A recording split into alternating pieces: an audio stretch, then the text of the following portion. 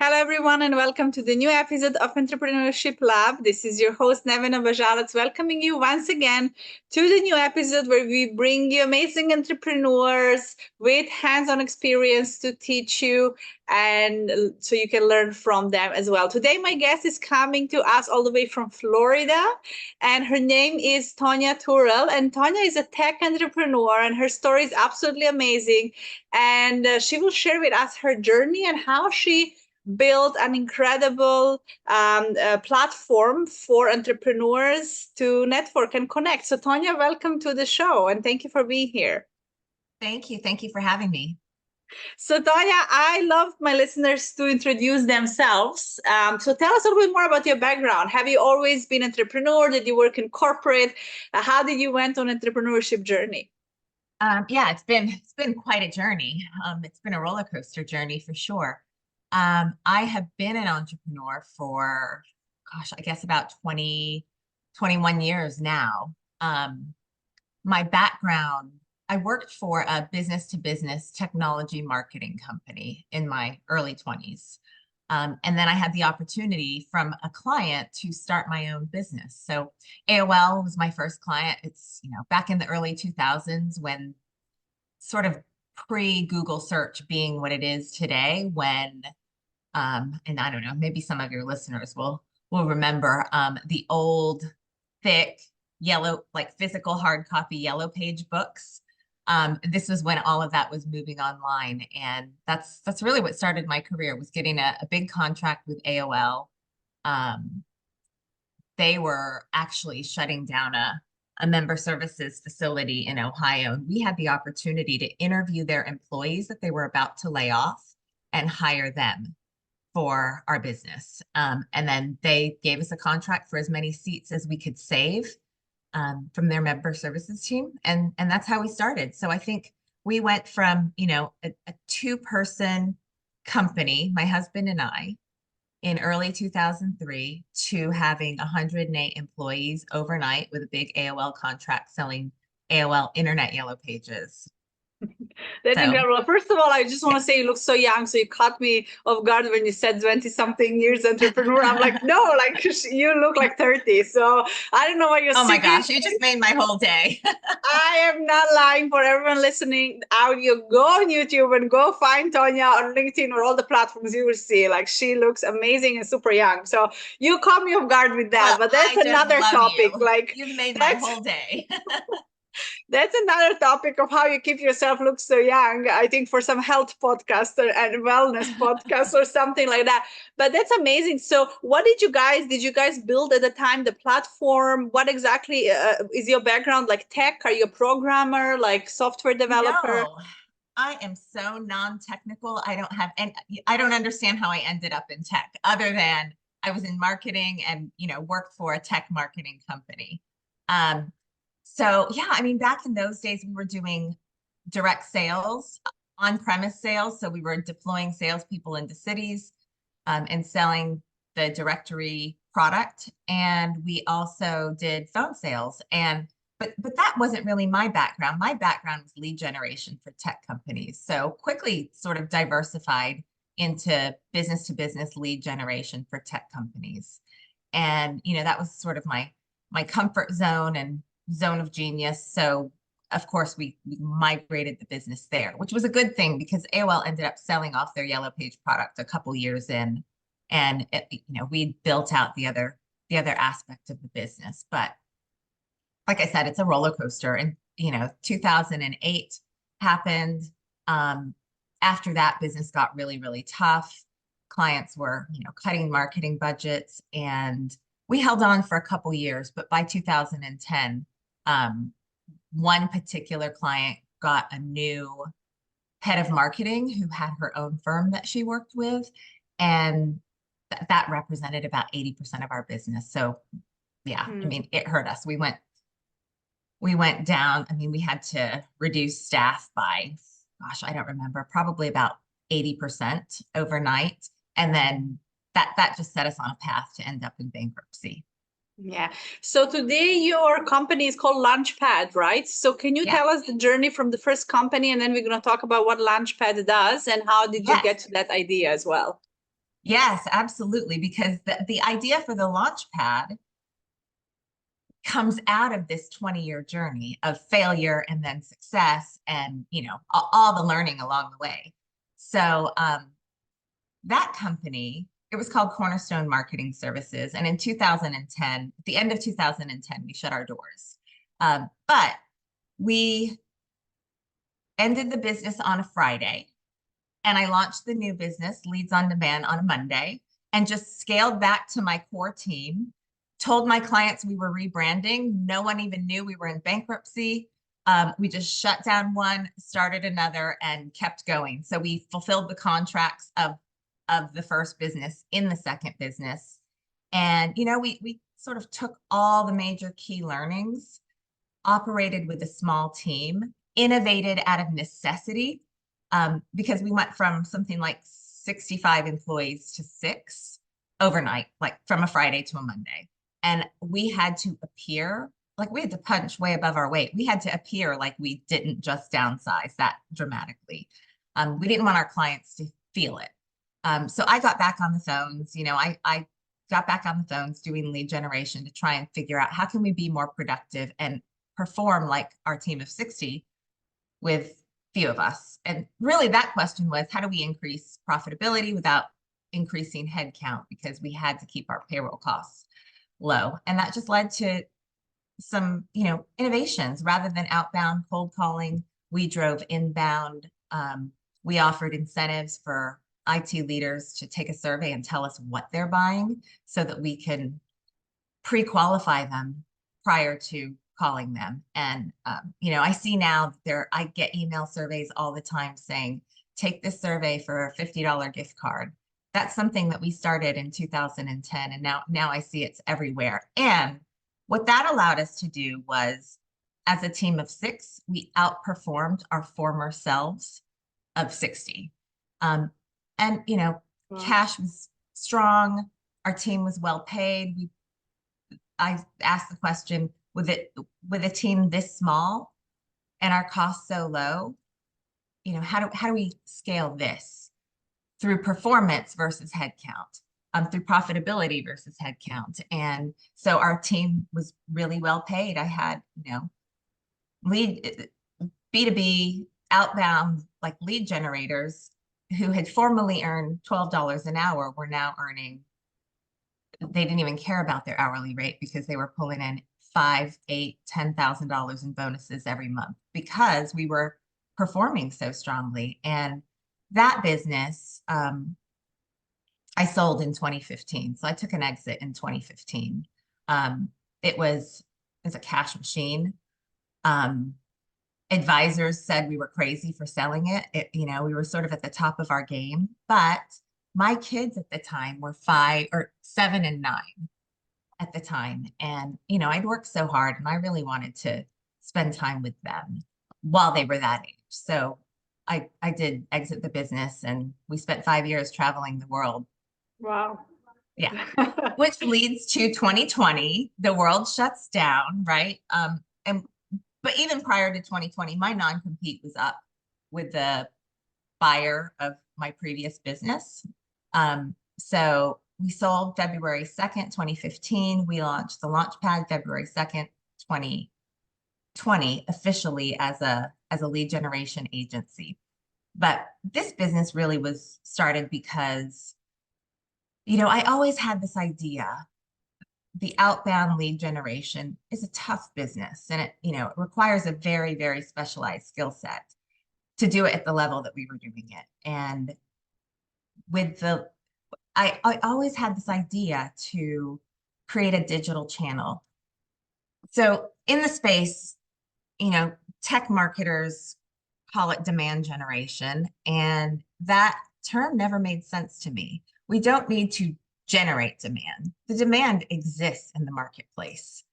Why are we, calling someone, getting them to take an appointment around a enterprise storage opportunity when they're really focused on cybersecurity or cloud or all these other things? But the way that our business operated, we got a contract from a client, and we had to go generate leads for that thing.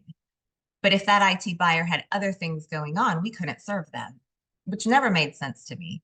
So with the Launchpad, I wanted to flip the model and serve the IT buyer, because at the end of the day, if we're serving their needs, then we're matching them to technology companies who can serve those needs. And that is inherently a better lead, right? It's a genuine need. It's matched Yes. versus generated. So we built the Launchpad to do just that as a service, but I always envisioned that because I had this idea of matchmaking, it made sense to me that like we should be the match.com for IT buyers and sellers. So I always envisioned creating a dating site, a dating site inspired, design to match IT buyers to Yeah. technology companies. And then I saw the story about Bumble. The founder of Bumble left Tinder Yeah. because, right, she wanted to create a platform that was safe for women, that was driven by women, where women were empowered to drive the connections. So we wanted to do the same thing for IT buyers, because in my world, IT buyers are inundated with sales and marketing. They're inundated with cold outreach. They hate it. And especially today, IT buyers are primarily Gen Z and primarily millennials. They're digital natives. They want digital channels. But lead generation hasn't evolved all that much. The IT buyer is evolving rapidly. So it made sense to create a digital channel like a dating site where the IT buyer is empowered to drive the connections. Technology companies, sales reps can't even see them. They're totally incognito. Their data is secure and private. And when the IT buyer wants to connect, they accept the match, like they accept the date.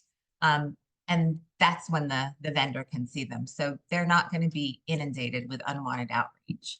And I think that really that's the power of the platform, because Yeah. once an IT buyer connects with a sales rep, they've qualified themselves.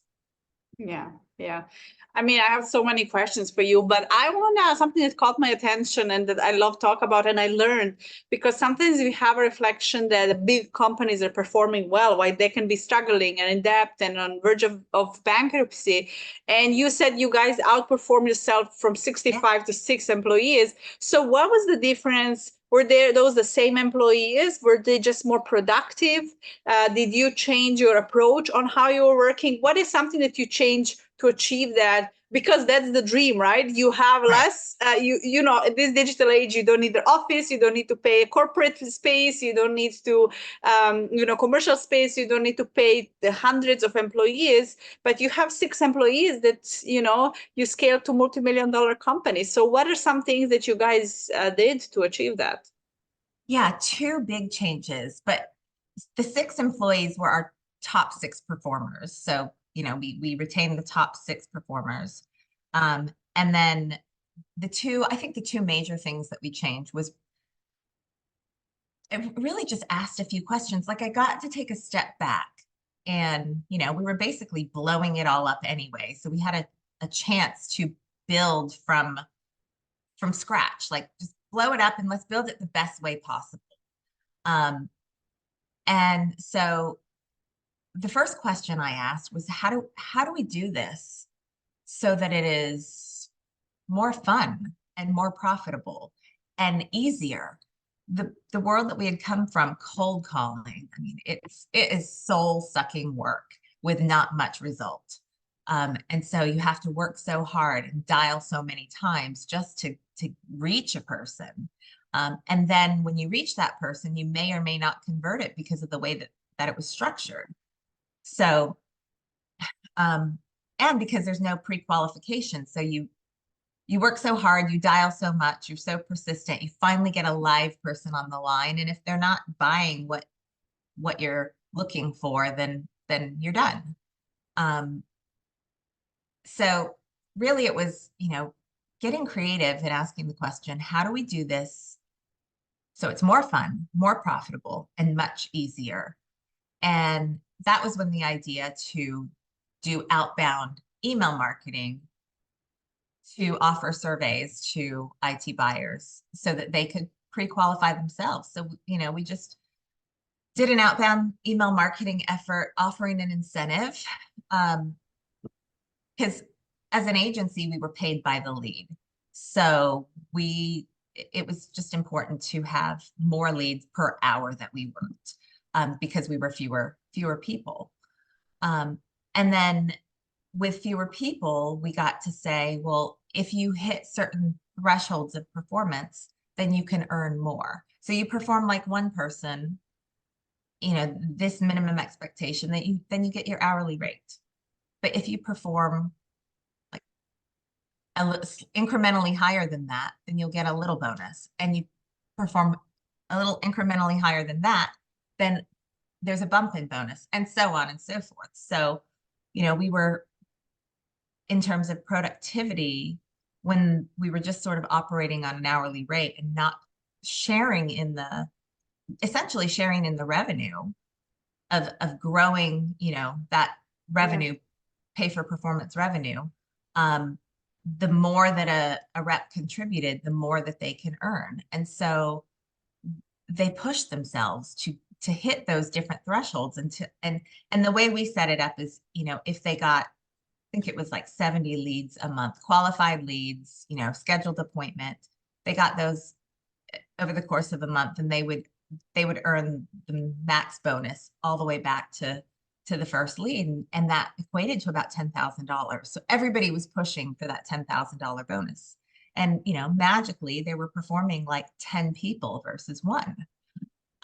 So yeah, I mean, it was those two things, driving inbound to keep them more productive, so we weren't losing their amazing skill set to just dialing the phone. We just kept them fed so that they were busy, and then they were incentivized to convert more. And it worked. Yeah, and I like that because really sometimes I truly believe, as a consultant and training so much over the years and seeing what's happening in companies, people are not performing to their highest performer. There is not even 1% of people and those people are usually entrepreneurial spirit, and they will leave a company if they don't get those incentives, because they're always looking, there's going to be another place that's going to pay me more.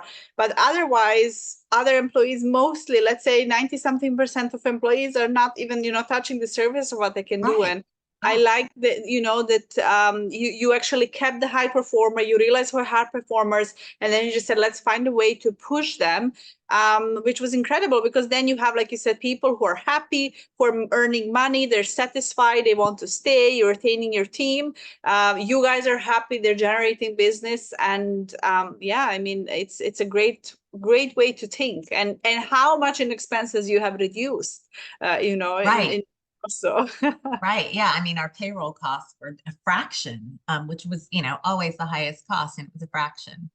Yes. And yeah, people were happy. It was fun. It made coming into work a lot of fun.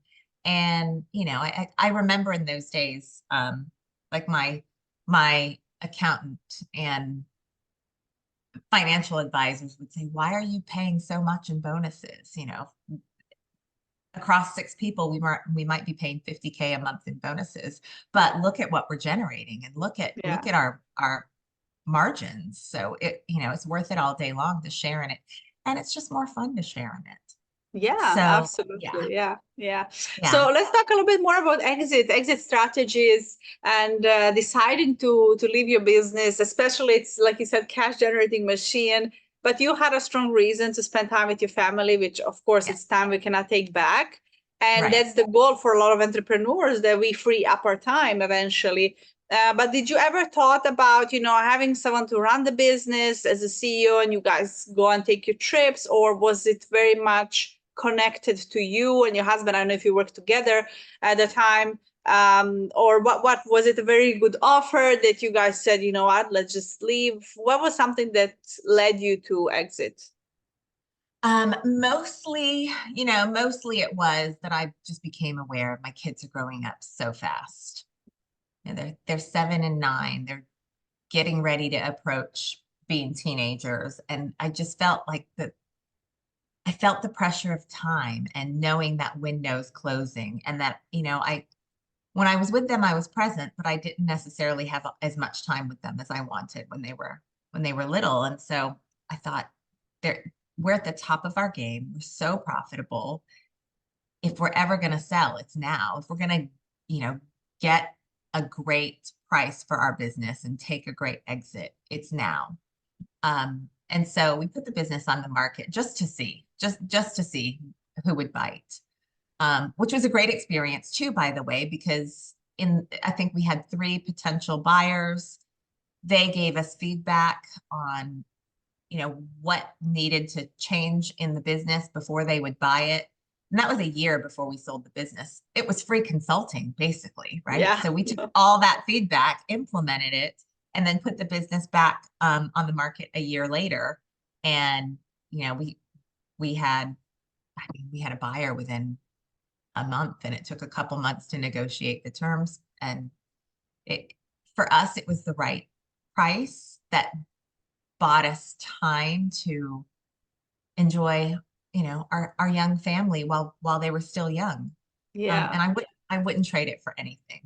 Yeah, I love, of course. I mean, at the end of the day, yeah, we love, as entrepreneurs, we love to create, and we always, I think it's very important as entrepreneur not to be so emotionally connected with your project or your business. I always tell that to someone who is starting so passionately, because there are many businesses, for example, Blockbuster, they work so much, but they haven't innovated. And they were like $1 billion business and they went out of business. So like you said, if you're at the peak, technology is changing so much, like it's outdated every single day. So if you're like, I'm at the peak, I can exit now and then see what's happening new in the market and I'm going to rebuild. And I think that's the true entrepreneurship. So it's important not to be emotionally attached to your baby, to what you have created, and see it. It's so hard. It's so hard. And buy your time and freedom, because we want at the end of the day also more freedom. And sometimes when business is growing and scaling, the one thing you don't have is time, because it's just so time consuming. But I love the story. So can you share with us if anybody of the listeners are in tech industry, or I know people building different applications and softwares, or they're looking to invest in IT. So what are some mistakes you're seeing happening when people are in tech business? Well, a few things. I can speak from experience in terms of what I see with my clients, my technology clients. But also, I'm in the tech marketing world, and there's unique challenges there, because my business is currently there's 2 sides to the business. There's the marketplace platform, technologymatch.com, which is a subscription-based platform for our technology clients to showcase their services and solutions so that IT buyers can match to them. And then separately from that, while we were building that, we've had an agency that does that same thing as a service. So, I have a small agency of account managers who reach out to IT buyers and match them to technology partners. And in that business, we set appointments for tech sales reps. So an example, IBM's a client. We do an IBM campaign when an IT buyer's needs align to that particular group's offerings. We set the appointment. And then we also do a warm handoff hosted appointment. So we have moderators that get on the call and make the intro of the IT buyer to the sales rep. So we've got sort of a front row seat to the sales process of our clients, right? And some are fantastic.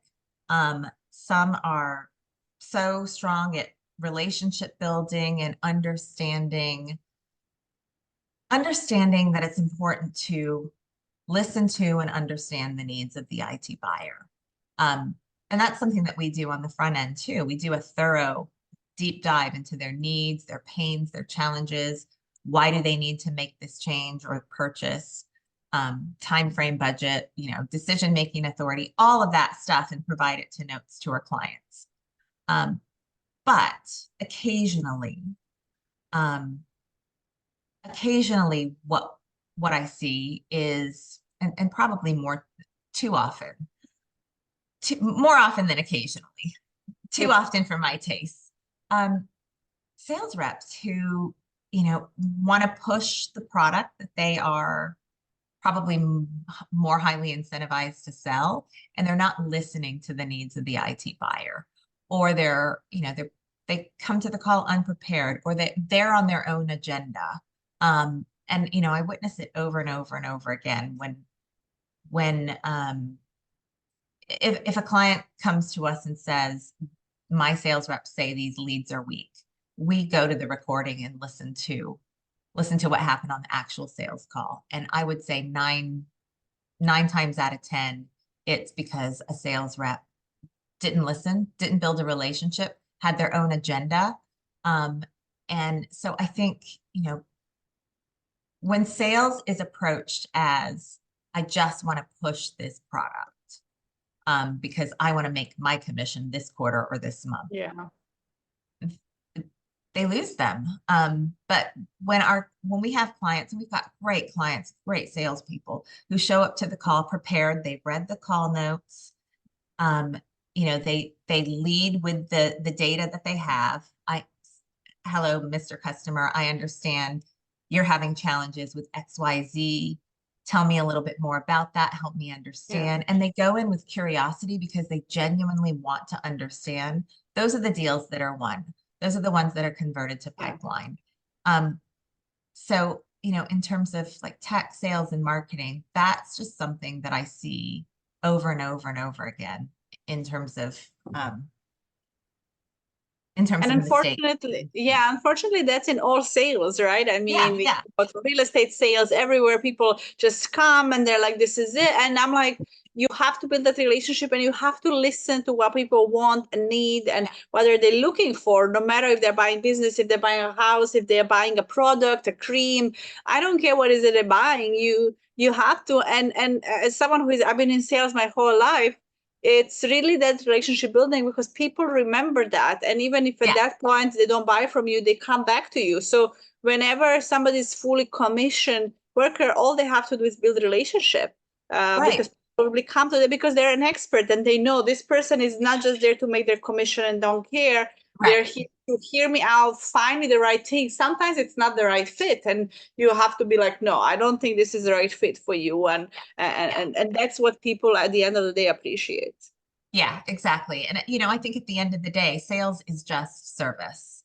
I think we can be really heart-centered in the way that we approach sales. And if we are serving the person in front of us, whether we make money from it or not, that relationship is built. And, an example is, I just recently heard a testimonial from an IT buyer who was talking about our matchmaking services. And he said, I really appreciate this vendor that you set me up with. And although we didn't buy anything in the moment, they really helped me out. And so we have this other project coming up in the next 6 months, and I'm definitely going to use them. So they didn't get them on the one deal, but they served and they won the relationship.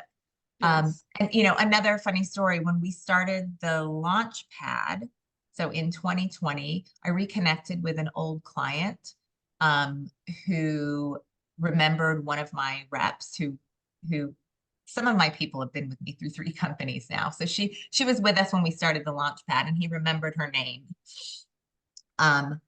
and told us that, she had generated a lead for him maybe 6, 7, 8 years ago. And it was, it was a small opportunity for, I think it was like data governance or data storage, something like that. This company does that. And it was a small, I want to say it was like $100,000 deal then, but over the years, that was 2020. So it's probably over like 8, 9 years, something like that. That relationship had yielded them, I don't remember the exact number, but it was something like in the $19 million range. Wow. So, it was a small $100,000 deal, however many years ago. But because they built that relationship and continued to serve over time, that flourished into technology purchase after technology purchase after technology purchase. So that one lead for $100,000 deal ended up turning into many, many millions. Yes, and that's the power of relationships, really. Yeah. And it's amazing story. So you, as an entrepreneur, building your companies, you had big teams, smaller teams. What are some mistakes you did? Because I find that we learn best from mistakes, and I love listening to mistakes people done. Of course, we have to make our own mistakes, but what are some things that you wish you knew when you were a younger entrepreneur, and you're like, oh, I wish at the time. I mean, of course, it's a learning experience, but what are some mistakes that you wish you learned from, or you wish you didn't make? Yeah. Um, it's funny you ask that because then I just go right to my immediate, like what's in front of me now. And I know I'm making a ton of mistakes right now because I'm learning something new, right? Like I've been in Yeah, the services business. We've been an agency for 20 years. And now we're moving into, a SaaS marketplace. And so I'm constantly looking at what am I missing? I don't know what I don't know. And so I yeah, try and immerse myself. Like I'm a member of SaaS Academy and I watch all the trainings and I try to learn as much as I can because I know I'm making a ton of mistakes right now as I learn this space. But being able to be aware of that and identify them quickly and pivot has been critical. And so as we've launched this marketplace platform, two-sided marketplace is really challenging because we've got two audiences and we have to balance the supply and the demand. So that's all the learning I'm going through right now, and figuring it out. But a friend told me the other day, you know more than you think you know. Like just because it's a slightly different business, you just know more than you think you know. And apply everything that you've learned from your agency, your services side of the business, and like it's okay. You know more than you think you know. And so that kind of answers the question of like, what do I wish I knew in my younger days of entrepreneurship? And I think it's that confidence isn't a prerequisite for action, that you're not going to feel confident. Don't wait to feel confident. I mm, think in those early days, I was as much more of an observer because I knew I didn't know what I didn't know. And so I think I was slower to respond. Um, that's why we ended up in bankruptcy. It was just slower to respond, slower to take definitive action. And it did end up killing my business. And it really came down to confidence, like not having confidence in my abilities. And also having more confidence in other people back in those days. So I didn't trust myself, but I trust these advisors and mentors, even if it went against my gut, my mm. intuition. And, you know, I made some huge mistakes listening to other people at the expense of listening to myself. Um, and that really, I think my default thinking at that time was, well, they're they're more confident, they know more, I'm not confident.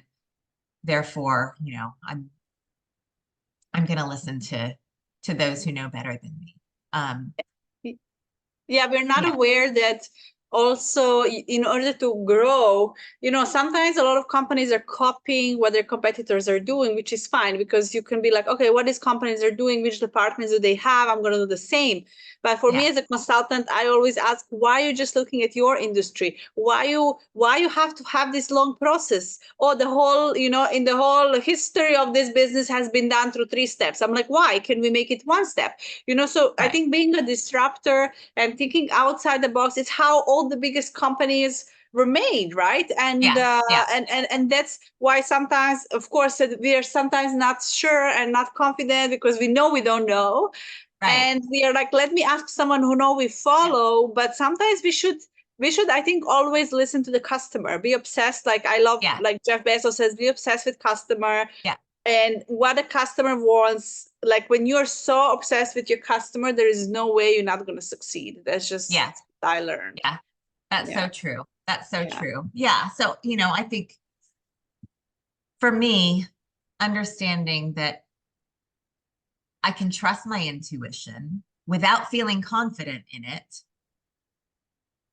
and take action based on what I feel. And that's when new ideas are generated, because I'm not following the path before me. I'm not following what this person said or that person advised, because most people are kind of following the status quo. So the advice is do it this way because it's the way it's always been done.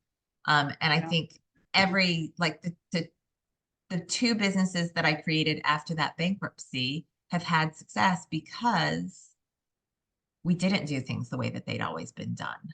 Yes. And I didn't wait to feel confident to do it. Like, did I know the marketplace is going to work? Do I know that it will work?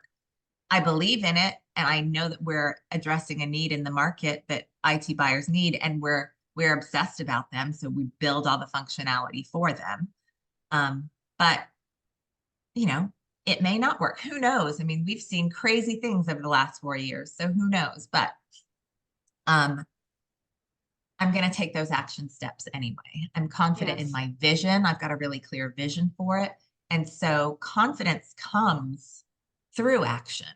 You know, the more that I trust myself and the evidence shows that I operated on my intuition and it served me, the more I trust myself, the more confidence I have. So, you know, I think that's something as a young entrepreneur, I really wish I understood, that don't wait to feel confident before you listen to yourself. Just do it.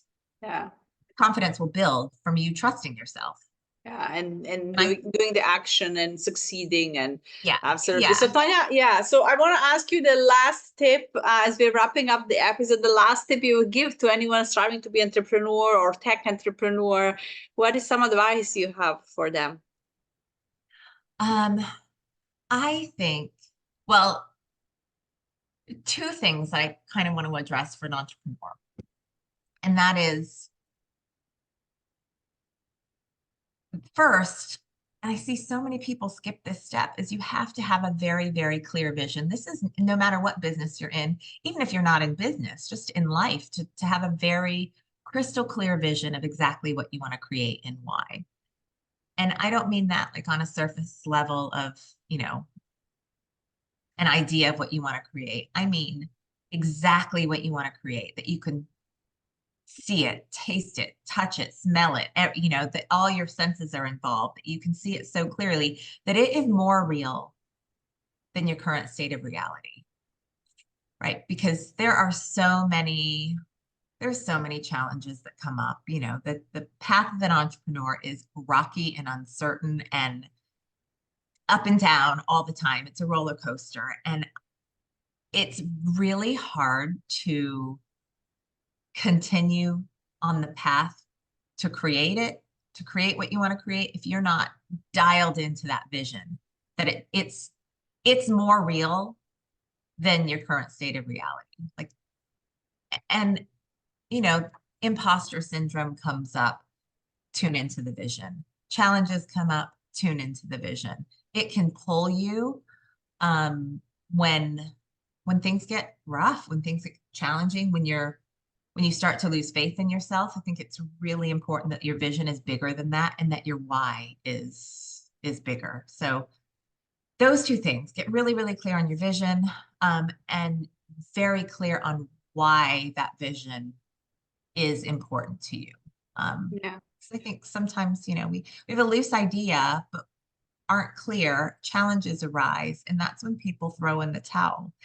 And you know, I do want to share this. Anytime I've achieved anything big, it was just after I was ready to give up, but it just hung in there a little bit more. But I want, you know, it's usually just after wanting to give up for the 10th time, just when I think, okay, I'm gonna this give is up it. soon. And then it happens. I had that experience as well. This is it. I'm gonna give up, but there is this part of you, like it's still there, this small fire that's like, damn, it's hard, but I don't want to give up. Yeah. And I think that's what real entrepreneurs have. And it's just, you cannot give up. There is something you that you cannot give up. And I love that. I just love that. And I love that you mentioned that, because I had that experience as well. When you feel like giving up, and then you're like, let me stick a little bit more. Let me sleep on it. Let me see, this sucks, but it's a phase. Let me see what's going to come up next. Let me get up with a new idea. and then something important. Exactly. And I think having a strong vision, a super clear vision helps you stay tapped into that when you want to give up. Yeah. Thank you, Tonya, so much for your time. This was an incredible interview. I enjoyed this was a lot of fun. Yes, it was definitely fun. And we could stay here, talk forever. But thank you. I want to invite everyone to download the episode, subscribe if you haven't already, give us some comments, hearts, and connect with Tonya on social media as well and follow her. She's an incredible entrepreneur. Thank you, everyone, for listening. And I will see you in the next episode.